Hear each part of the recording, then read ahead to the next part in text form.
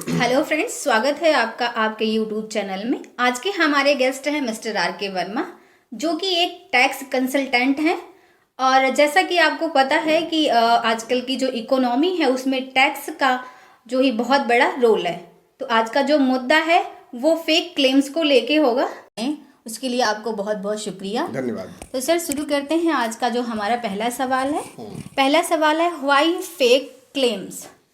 Fake claims क्यों? हाँ, fake claims के पीछे लोगों की मंशा क्या होती है? माइक ले लूं? Yes please. राइट। देखिए, फेक क्लेम्स जो हैं, नॉर्मली फेक क्लेम्स जो हैं दो तरीके से किए जाते हैं, दो टैक्स रेजिम में। पहला तो एक तो इनकम टैक्स एक्ट में लोग करते हैं अपनी इनकम टैक्स रिटर्न में, और दूसरा जो फेक क्लेम्स करते हैं वो करते हैं आपके जीएसटी में, ठीक है, इनडायरेक्ट टैक्स में। ठीक है। तो फेक क्लेम्स जो करने का इरादा लोगों का होता है, दो ही इरादे होते हैं वहाँ पे। अब इरादे क्या है? लोगों की मंशा वहाँ पे खराब होते हैं, मालाफाइड इंटेंशन होता है उनका, गवर्नमेंट को नुकसान पहुंचाने का होता है, रेवेन्यू का लॉस कराने का होता है।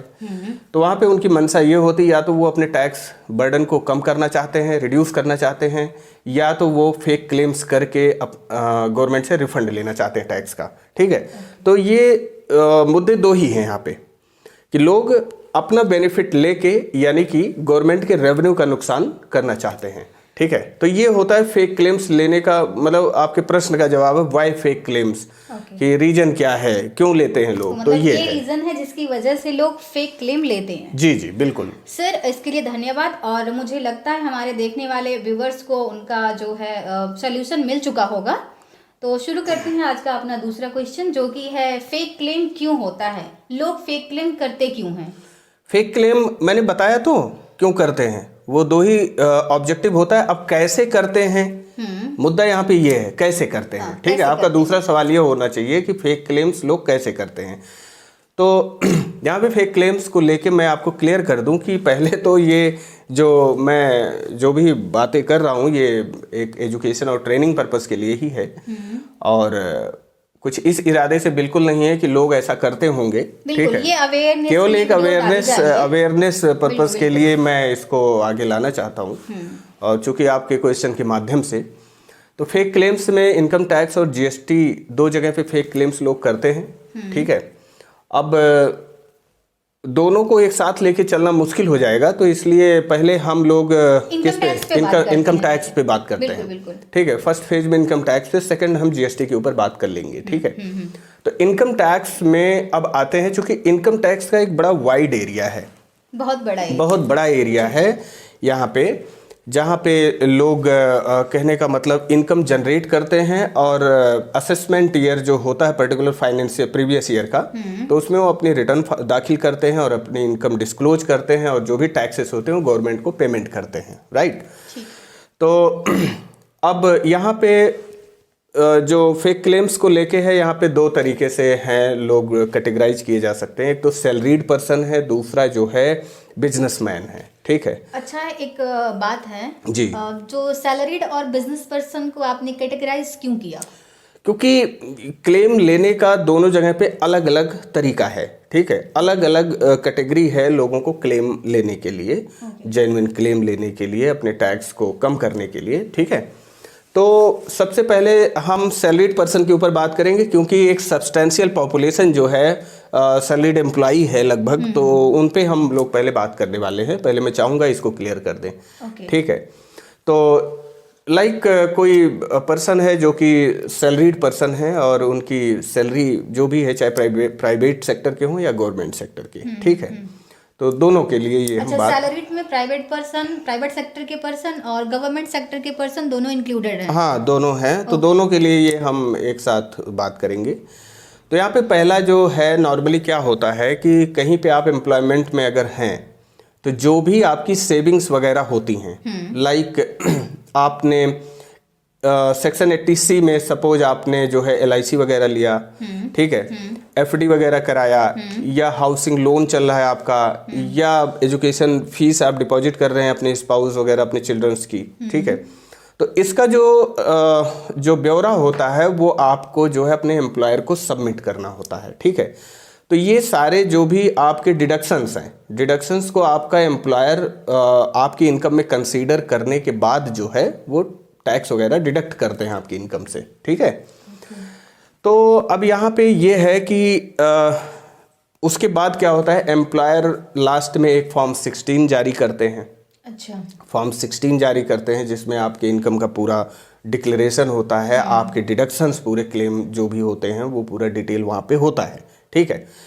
अब यहाँ पे क्वेश्चन ये है कि भाई मान लीजिए एम्प्लॉयर ने फॉर्म 16 इशू तो कर दिया, लेकिन उसमें आपका कोई भी एटीसी एलआईसी वगैरह नहीं दिख रही है। तो अब अगर फॉर्म 16 में आपकी एलआईसी डिक्लेयर नहीं है, आपके एम्प्लॉयर को आपने फर्निश नहीं किया था वो डिटेल, ठीक है, तो फॉर्म 16 में वो डिटेल नहीं आएगी, ठीक है। अब यहाँ पे सवाल ये उठता है कि भाई इसमें डिटेल तो नहीं आई, लेकिन मैंने रियल में जो है ले रखा है एलआईसी। अच्छा। अब यहाँ पे दो सवाल हैं, या तो आपने रियल में अगर ले रखा है तब तो आप बिंदास होकर आप क्लेम कर लो अपनी इनकम टैक्स रिटर्न में, भाई हमने एलआईसी ले रखी है, ठीक है। लेकिन अगर आपने नहीं ले रखा है, अपार्ट फ्रॉम दैट उसके अलावा डिस्पाइट ऑफ आप उसको क्लेम कर रहे हैं, ठीक है, क्योंकि आप ये रियलाइज कर रहे हैं कि आपका टैक्स बर्डन जो है वो ज़्यादा है। अगर मैं एलआईसी क्लेम कर लूँ इवन दो आपके पास कोई एलआईसी नहीं है, ठीक है, तो आपका टैक्स कम हो जाएगा। तो ऐसे केस में आप ना होते हुए भी एलआईसी को क्लेम कर रहे हैं, तो वो एक तरीके का फेक क्लेम है, ठीक है, तो ये फेक क्लेम हो जाएगा। अगली चीज ये है हाउसिंग लोन का इंटरेस्ट आप प्रिंसिपल जो आप पेमेंट कर रहे हैं, मूलधन जो आप बैंक को पेमेंट कर रहे हैं, उसका भी आप क्लेम ले सकते हैं, ठीक है। लेकिन अगर मान लो हाउसिंग लोन ही नहीं लिया आपने, उसके बाद भी आप एटीसी में उसको क्लेम कर रहे हो, तो इसका मतलब क्या हुआ, वो फेक क्लेम्स है, ठीक है।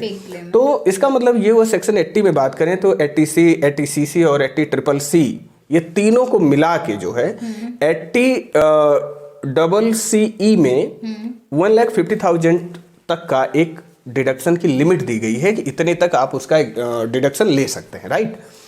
तो अगर चीजें ना होते हुए भी, रियल में ना होते हुए भी आप इनकम टैक्स रिटर्न में आप क्लेम कर रहे हैं, तो इसका मतलब वो फेक क्लेम कर रहे हैं। आगे हम बात करें जैसे हेल्थ इंश्योरेंस है, सेक्शन 80D का आप क्लेम कर रहे हैं अपने लिए, अपने पेरेंट्स के लिए, जो 25 और 50,000 तक की लिमिट दी गई है, ठीक है। तो हेल्थ इंश्योरेंस ना होते हुए भी आप जो उसका क्लेम ले रहे हैं, तो ये क्या है, ये एक तरीके का फेक क्लेम है, ठीक है। अगली चीज यहाँ पे ये है 80G की बात करें कंट्रीब्यूशन जहाँ पे किसी चैरिटेबल इंस्टीट्यूशंस वगैरह को किए जाते हैं, ठीक है। लाइक जैसे हम बात करें prime minister drought relief fund में आपने किया, ठीक है, या किसी नेचुरल डिजास्टर फंड में आपने किया जो गवर्नमेंट द्वारा फंड क्रिएट किए गए हैं, ठीक है। और जैसे भोपाल गैस फंड एक बना हुआ है, गैस कांड जो हुआ था उसके रिगार्डिंग गवर्नमेंट ने फंड बनाया उनको रिहेबिलिटेट करने के लिए। तो यहाँ पे 80G में जो क्लेम्स हैं, जो कंट्रीब्यूशंस चैरिटेबल इंस्टीट्यूशंस को किए जाते हैं, चाहे वो गवर्नमेंट चैरिटेबल इंस्टीट्यूशंस हो या प्राइवेट, ठीक है। तो यहाँ पे दो कैटेगरी है, एक तो जो है फ्री 100% जितना आप डोनेशन देते हो, कंट्रीब्यूशन करते हो, पूरा का पूरा वहाँ पे आप क्लेम ले सकते हो, ठीक है, उसका पूरा आप क्लेम ले सकते हो। लेकिन कुछ जगह पे ऐसा है जहाँ पे रिस्ट्रिक्शन है, 50% तक का आप क्लेम केवल ले सकते हैं, ठीक है। तो अगर ये चीज रियल में आपने इनकर नहीं किया है, कंट्रीब्यूशन नहीं किया हुआ है, ठीक है, लेकिन फिर भी आप फेक क्लेम ले रहे हैं, ठीक है, गलत तरीके से आप क्लेम ले रहे हैं, ठीक है, तो ये भी एक फेक क्लेम ही तो हुआ। हाँ। ये गलत है, गलत तरीका है ये। तो एक बात बताओ, यहाँ से एक बात याद आ रही है, ये 80GG हाउस रेंट पे कैसे फेक क्लेम होता है? हाउस रेंट पे फेक क्लेम्स ऐसे होता है कि गवर्नमेंट ने सेक्शन 80GG एक धारा इनकम टैक्स एक्ट 1961 में दिया है, जहाँ पे अगर कोई एम्प्लॉयमेंट में है, चाहे वो सेल्फ एम्प्लॉयमेंट में है या कहीं पे नौकरी कर रहा है, जॉब कर रहा है वो, ठीक है, या बिजनेस में है, तो उनके लिए ये विंडो ओपन होती है कि वो जो है वहाँ पे ज़रूर रेंट पे कर रहे होंगे अगर उनका घर नहीं है वहाँ पे, ठीक है। तो वहाँ पे गवर्नमेंट ने जो है यहाँ पे आपको डिडक्शन लेने के लिए अलाउ किया हुआ है कि आप 5,000 पर मंथ, और कुछ क्राइटेरिया इसका डिसाइड किया गया है, actual rent paid 5,000 per month, और कुछ और है शायद 50% करके है कुछ क्राइटेरिया, वो थोड़ा क्लियर करना पड़ेगा, ठीक है। तो मतलब कहने का मतलब है कि फाइनली जो लोग अदर मतलब राज्य में रह रहे हैं या कहीं और रेंट पे रह रहे हैं, उनका घर नहीं है, लोग हाँ अपने घरों में नहीं रह रहे हैं बेसिकली, तो वो रेंट क्लेम कर सकते हैं। हाँ, वो रेंट क्लेम कर सकते हैं। लेकिन अब मान लीजिए जैसे मैं हूँ, मेरा घर है यहाँ, मैं बिजनेस कर रहा हूँ, मेरा घर है, मैं अपने घर में रह रहा हूँ, despite of that I am claiming section 80GG। फिर तो ये फेक क्लेम ये फेक क्लेम हो गया कि उसके अलावा मैं 80GG में क्लेम कर रहा हूँ, तो वो फेक क्लेम हो गया। तो एक ठीक है, बात बताओ, ये फेक क्लेम लोग कैसे कर लेते हैं? क्या गवर्नमेंट इसको चेक नहीं करती कि लोगों के ये फेक क्लेम्स हैं? तो कोई हाँ है, कर गवर्नमेंट के पास बिल्कुल मैकेनिज्म है। अभी उसी के ऊपर हम लोग आएंगे, बात करेंगे उसके ऊपर। ठीक है, तो थोड़ा सा और है, मैं क्लियर कर देता हूँ। जैसे हाउसिंग लोन है, हाउसिंग लोन पे क्या होता है, नॉर्मली आप अगर सेल्फ ऑक्युपाइड हाउस, अपने रहने के लिए आप घर इस्तेमाल करते हैं, उसके रिगार्डिंग आपने हाउसिंग लोन ले रखा है, ठीक है, तो 2 लाख तक का इंटरेस्ट उस पर आप क्लेम कर सकते हैं पर्टिकुलर असेसमेंट ईयर में। ठीक है, 2 लाख रुपए तक।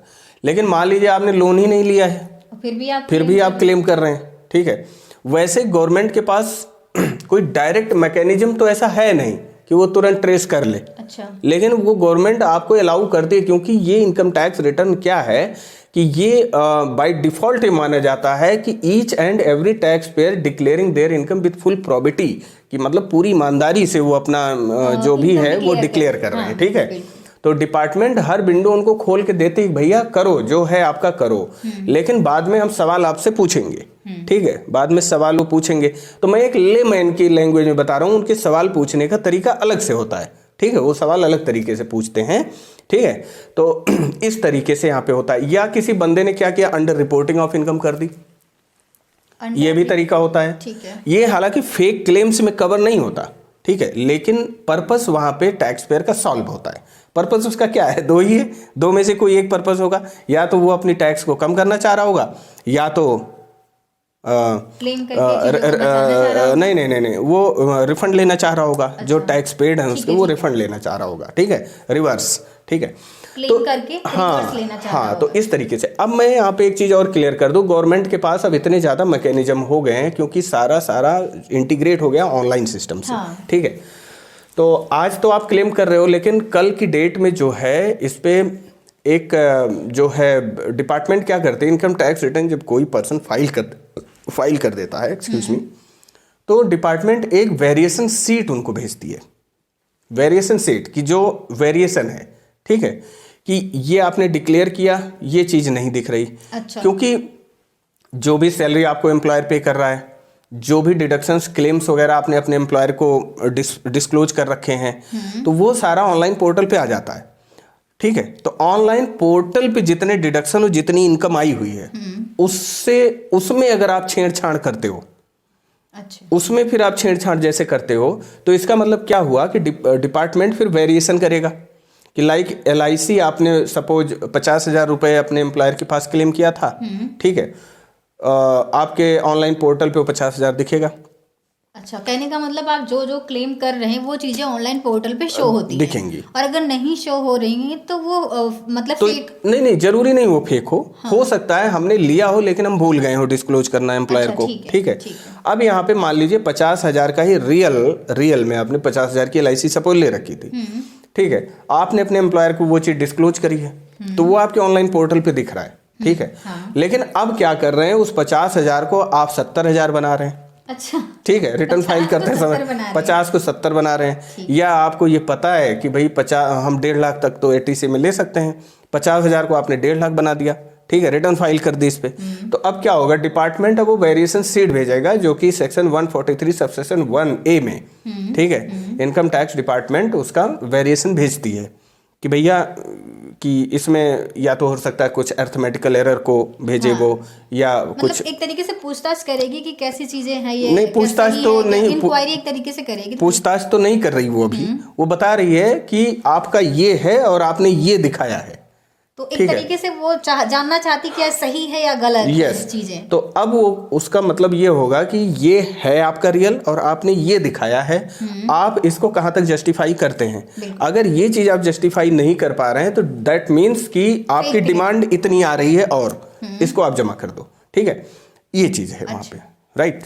तो इस तरीके से कुछ लोग क्लेम को अंजाम देते हैं और गवर्नमेंट रेवेन्यू का नुकसान पहुंचाते हैं। होपफुली ये क्वेश्चन क्लियर होगा आपका। जी, नेक्स्ट। नेक्स्ट हमारा कोई क्वेश्चन नहीं है और नहीं, नेक्स्ट क्वेश्चन यहाँ पे आपका एक और भी होना चाहिए थोड़ा सा। मैं मानता हूँ कि आपका चूँकि टैक्स से कोई लिंक नहीं है, हाँ, लेकिन इसके लीगल रिपरकशंस क्या होंगे, इसके जो परिणाम होंगे, इसके परिणाम परिणाम पे जरूर बात करना है, ठीक है। तो हमें लगता है कंक्लूजन हमारा परिणाम पे होगा। बिल्कुल। कि क्या इसके परिणाम हो सकते हैं, नेगेटिव पॉजिटिव, हाँ, इस तरीके का क्या प्रभाव देखिए, पड़ सकता पॉजिटिव है? परिणाम तो नहीं हो सकता। अगर आपने गलत किया हुआ है तो उसका पॉजिटिव परिणाम तो नहीं हो सकता, ठीक है। ये बात तो सत्य है, ठीक है। उसका गलत परिणाम ही होगा। अब गलत परिणाम 3 तरीके से आपको भुगतने पड़ेंगे वहां पे। पहला, जो टैक्स आपने इवेड किया है, इवेड का मतलब चोरी जो की है, ठीक है, चाहे वो टैक्स को कम करके आपने चोरी की या टैक्स को रिफंड लेके चोरी की, ठीक है, दोनों चोरी हैं, ठीक। तो अब वो चीज़ जब पकड़ी जाएगी ना, तो ऐसे केस में वो टैक्स तो आपको जमा करना है, बिल्कुल, प्लस पेनल्टी प्लस इंटरेस्ट, ठीक है। अब टैक्स और इंटरेस्ट तक की बात तो समझ में आती है, हाँ। लेकिन पेनल्टी का जो प्रोविजन गवर्नमेंट ने किया है बहुत हैवी कर दिया है। अच्छा, 300% के आसपास है ऑफ टैक्स, मतलब टैक्स का अमाउंट कितना भी हो, 300% टैक्स अमाउंट का। मैं ये नहीं कह रही हूँ, अमाउंट पे वेरी नहीं करता, अमाउंट जितना मर्जी हो, चाहे कम अमाउंट की चोरी की हो या ज्यादा अमाउंट की, लेकिन 300% का उस पे लगेगा। लाइक किसी ने 1 रुपए टैक्स की चोरी की तो उसे 3 रुपए पेनल्टी लगेंगे। हाँ, फिर भी 300% लगेंगे हाँ, उस पे। ठीक है। 1 लाख की टैक्स चोरी की तो 3 लाख रुपए पेनल्टी प्लस 1 लाख रुपए टैक्स, 4 लाख ही हो गए, बिल्कुल। प्लस इंटरेस्ट जो जोड़ के 4.5-5 लाख रुपए जो भी बन जाए, वो डिपेंड करता है कितने ड्यूरेशन तक आपने डिफॉल्ट किया हुआ है, ठीक है। इसे कहने का मतलब बहुत लाइटली मत लेना।